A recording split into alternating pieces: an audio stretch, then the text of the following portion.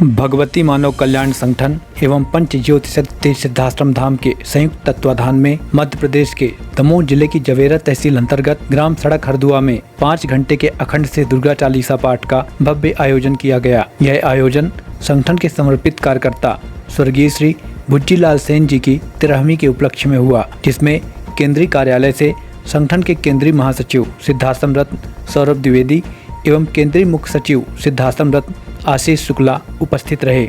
इसके अलावा सागर संभाग व अन्य स्थानों से आए भगवती मानव कल्याण संगठन के सदस्यों ने कार्यक्रम में उपस्थित होकर दिवंगत आत्मा को श्रद्धांजलि अर्पित की।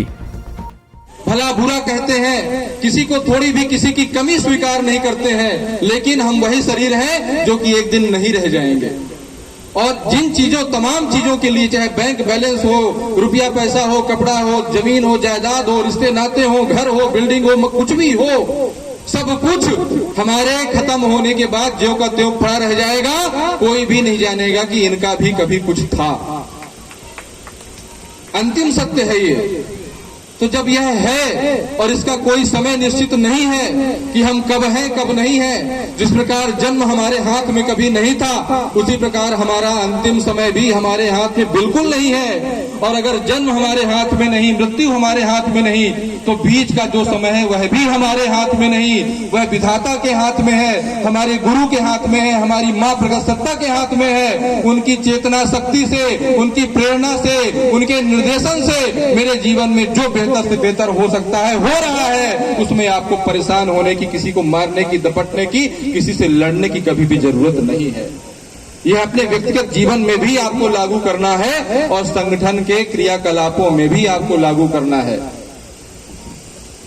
आज जितने लोग यहाँ पर हम लोग हैं, कृपया यहाँ माँ गुरुवर की छवि रखी है। यहाँ पर से आज आपके केंद्रीय पदाधिकारी का, आपके वरिष्ठ पदाधिकारी का भाई का आज उनके मृत्यु के पश्चात उनका एक कार्यक्रम है। कम से कम उन्हें श्रद्धांजलि देनी है तो यहाँ पर बैठ के मन ही मन संकल्प लेना कि जो गुरुवर ने एक सच्चा कार्यकर्ता होने के लिए गुण बताए हैं कि एक कार्यकर्ता के जीवन में सहनशीलता होनी चाहिए, त्याग की भावना होनी चाहिए, समरसता होनी चाहिए। उन भावनाओं को हम आज से अपने जीवन में आत्मसात करें और एक अच्छा कार्यकर्ता बने। हम दूसरे की कमियों पर विचार विमर्श नहीं करेंगे, हम केवल अपनी यात्रा को तय करेंगे, ताकि जब हमारा भी अंतिम समय आए तो हमें गुरुवर और माँ के चरणों में ऐसा ही स्थान प्राप्त हो सके। हम सारा जीवन अच्छा बिताएंगे तभी हमारा अंतिम समय भी अच्छा आएगा।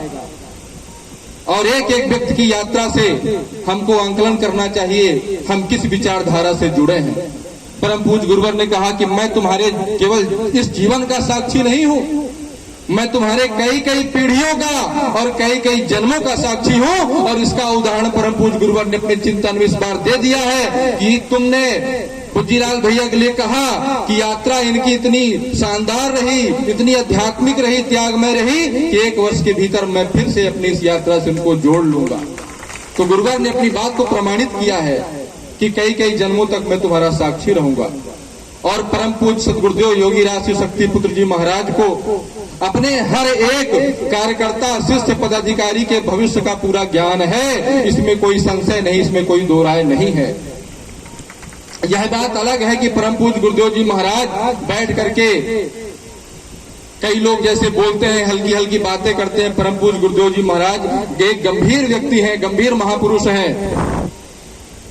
वो केवल आपका निर्माण करते हैं, आपको भ्रमित नहीं करते कि कल तुम्हारे जीवन में ऐसा हो जाएगा, कल वैसा हो जाएगा। और सतगुरु की यही पहचान है कि वो भ्रम से दूर करता है, आपको वैसा बना देता है कि आप अपने जीवन के लिए जो जरूरी होता है, आने वाले जन्म के लिए जो जरूरी होता है, आप वह सब कुछ स्वतः प्राप्त कर लेते हैं। उसके लिए अलग से कुछ नहीं करना पड़ता। परम पूज्य गुरुवर ने इशारा किया था कुछ वर्ष पूर्व कि पुलिस की नौकरी कर रहे हो, उसमें परोपकार का एक सीमित कार्य होता है वह भी समाज के लिए। लेकिन मैंने जो विचारधारा की स्थापना करी है उसमें बढ़ चढ़ करके मैं चाहता हूं कि तुम्हारे आत्मा में प्रकाश हो, तुम आत्मावानों का जीवन जियो और तुम आत्मा के लिए ऐसी असाधारण पूंजी ले जाओ जो तुम्हारे कई कई जन्मों तक काम आएगी। तो गुरुवर ने छोटा सा इशारा किया कि उस काम को तभी अच्छे से कर पाओगे जब इस नौकरी से हो सकता है कि अलग हो जाओ। गुरुवर ने आदेश नहीं दिया था, लेकिन उनने अपने गुरुवर की इशारे को समझा। गुरुवर जानते थे कि जीवन कितना है, मैं वही कह रहा हूं कि परम पूज्य गुरुवर को अपने हर एक शिष्य का भविष्य पता होता है, और परम पूज्य गुरुवर अगर कोई इशारा करते हैं तो वह बड़ी गंभीरता पूर्वक करते हैं। उसको जो सब कुछ मान लेता है वह सब कुछ पा लेता है, जो उसको नजरअंदाज करता है वह जीवन में बहुत कुछ खो देता है। उनने पुलिस की नौकरी को छोड़ा और नौकरी छोड़ने के बाद बढ़ चढ़ करके संगठन की, पार्टी की गतिविधियों में भाग लिया। गुरुवर की निर्देशनों में दिन दिन रात रात भर काम किया और उस नौकरी के पूर्व जितना काम नहीं किया था इन चंद वर्षों में उससे ज्यादा कहीं ना कहीं गुरुवर की माँ की ऊर्जा को प्राप्त किया। तब जाकर के उनका अंतिम समय गुरुवर माँ के चरणों में निकला है, वहां पर पहुंच पाए हैं। उनने वह सब कुछ प्राप्त कर लिया जो शायद ना कर पाते। इसलिए भाइयों बहनों, इस यात्रा में रंच मात्र भी संशय का काम बिल्कुल भी नहीं होना चाहिए। इस दमोह में हमारे भुजीलाल भैया यहाँ का सूत्रपात करने वाले थे, यहाँ की शुरुआत करने वाले थे, और मैं परम पूज्य गुरुवर और माँ के चरणों में पुनः उनके कल्याण के लिए, आपके परिवार के जो जो भी व्यक्ति हैं उनके कल्याण के लिए मैं गुरुवर माँ के चरणों में निवेदन करता हूँ कि जिस दमोह में कभी एक व्यक्ति नहीं था और आपने यहाँ पर शुरुआत की थी, आपकी शुरुआत का ही प्रभाव, आपके उस बेहतरीन क्रियाकलाप गतिविधियों का ही प्रभाव है कि आज उसी दमोह में हजारों हजार लाखों गुरु भाई बहन आज गांव गांव में यहाँ पर हैं, जिनको हम लोग दमोह का नाम शान से लेते हैं। जितने भी हमारे संगठन हैं, जिले हैं, जितने भी प्रदेशों में, उसमें दमोह के गुरु भाई बहनों के त्याग, उनके संघर्ष का नाम हम बड़े शान से लेते हैं कि दमोह में हमारे इतने अच्छे गुरु भाई बहन रहते हैं। तो आज हमारे सम्माननीय हमारे दिवंगत भुजीलाल भैया ने जो यहाँ पर शुरुआत करी थी, उस शुरुआत को हमें और आगे बढ़ाना है। हमारा भी जीवन, हम सबका जीवन कल जाने वाला है। हमारे रहते हम कितना संगठन की विचारधारा को आगे बढ़ा सकें। जहां पर घर घर में नशा होता था, आज वहां पर घर घर से एक एक दो दो चार चार नशा मुक्त लोग तैयार हैं यहाँ पर। इससे बड़ा परिवर्तन हम और क्या देखेंगे। इस परिवर्तन को स्थायी रूप हमें देना है कि हम घरों से निकाले हैं नशा मुक्त लोगों को, लेकिन आगे चल करके हम दमोह को, पूरे जिले को नशा मुक्त घोषित कर सके। ऐसा हमें तब तक काम करते रहना है, हमें अपने कदम नहीं बढ़ाना। यही हमारे वरिष्ठ कार्यकर्ता के लिए सच्ची श्रद्धांजलि होगी। आज हम एक विशेष अवसर से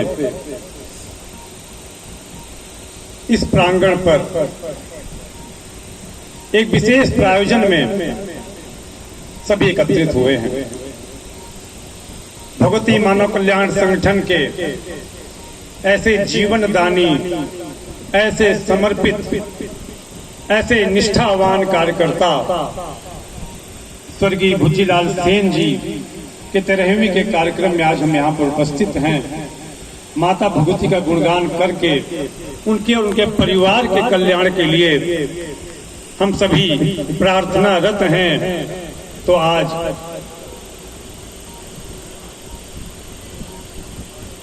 जिस चेतना शक्ति से परिपूर्ण परम पूज्य गुरुवर के ऐसे शिष्य ने अपना पूरा जीवन आत्म कल्याण और समाज कल्याण के लिए समर्पित कर दिया, ऐसे भुजीलाल भाई के लिए भी हम आप सभी से आह्वान करेंगे कि पल भर के लिए उनको अपने हृदय में स्थान देते हुए, अपने मन मस्तिष्क में स्थान देते हुए, उनकी स्मृति को स्थान देते हुए एक बार जोरदार तालियों के साथ उनकी इस यात्रा का स्वागत करते हैं, अभिनंदन करते हैं। था कि मैं स्थूल रूप से तो सड़क हरदोई में रहता हूँ, प्रतिदिन सिद्धाश्रम नहीं जा सकता, लेकिन सिद्धाश्रम की कड़ियों के माध्यम से गुरुवर के चरणों में अपना निवेदन को पहुंचा ही सकता हूं, अपने चरणों, गुरुवर के चरणों में अपनी उपस्थिति को दर्ज करा ही सकता हूं। ऐसी उनकी यात्रा थी। और जब उनके चरणों के निवेदन की बात कर रहे हैं तो यहाँ उपस्थित समस्त भाइयों बहनों के लिए भी वह संदेश है कि इस उपस्थित कार्यक्रम में परम पूज्य गुरुवर ने भुजीलाल भैया के समस्त परिवार के साथ ही यहाँ उपस्थित समस्त जनमानस को अपना पूर्ण आशीर्वाद प्रदान किया है। बोलो सद्गुरुदेव भगवान की जय। गुरुवर ने कहा मृत्यु के आखिरी क्षणों में भी, देखिए आकलन कीजिए, हम लोग बहुत सारे लोग राग द्वेष में हैं, कोई ईर्ष्या द्वेष में रहता है, कोई किसी से थोड़ा सा मन मुटाव है तो फोन नहीं करता है, प्रेम दिखाने की कमी कर देता है। किसी से कभी कोई बात नहीं हो गई रह गई होगी तो हो सकता है महीनों सालों मुझसे दिले खुले मन से बोले ना, आत्मीयता न दिखाएं, उससे जय माता की ना बोलें। इतनी कंजूस प्रवृत्ति हमारे अंदर आ जाती है। पैसे की कंजूस प्रवृत्ति तो फिर भी ठीक है, लेकिन हम जय माता की नहीं करना चाहते। हम अपनी आत्मीयता सामने वाले को नहीं बांटना चाहते। हम उसके दुख दर्द में सहभागी नहीं बनना चाहते। ये हमारी कमी अवश्य हो सकती है। लेकिन गुरुवर ने क्या कहा, हर बात से सीखिए, आप भी वह बन सकते हैं, आप भी भुजीलाल जी बन सकते हैं। गुरुवर ने कहा कि चैतन्यता का जीवन जियो, धर्म धैर्य पुरुषार्थ का जीवन जियो, आत्मा की अमरता कर्म की प्रधानता का जीवन जियो, और जब मृत्यु का अंतिम दिन अंतिम क्षण भी आए तो गिरते गिरते आगे की तरफ गिरना, पीछे की तरफ मत गिर जाना। तुम्हारे कदम मृत्यु को पाते पाते भी 2 कदम ईमानदारी और सत्य के पथ पर जाने चाहिए। गुरुवर ने अपने समस्त शिष्यों का संदेश दिया है।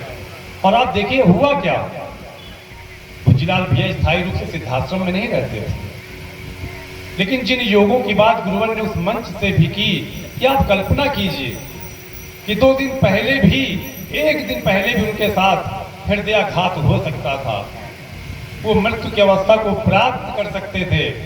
लेकिन भाइयों और बहनों, अगर यह चमत्कार नहीं है तो फिर आप चमत्कार किसको कहेंगे कि नवरात्रि का दिन 3 अक्टूबर से शुरू हो रहा था, 2 की रात में पहुंचते हैं, 24 घंटे का वह सुबह शाम की आरती क्रम, गुरुवर के प्रणाम का क्रम, वहां आश्रम के निवासियों से मिलने जुलने, जय माता की कहने का क्रम, पहले ही दिन गुरुवार जैसा दिन प्राप्त करने का क्रम, और गुरुवार और नवरात्रि का प्रथम दिवस गुरुवर के चरण स्पर्श, मूल ध्वज मंदिर की आरती प्राप्त करके उन्होंने अपने शरीर का त्याग कर दिया, चिर निद्रा में विलीन हो गए, माँ के चरणों में स्थान प्राप्त किया।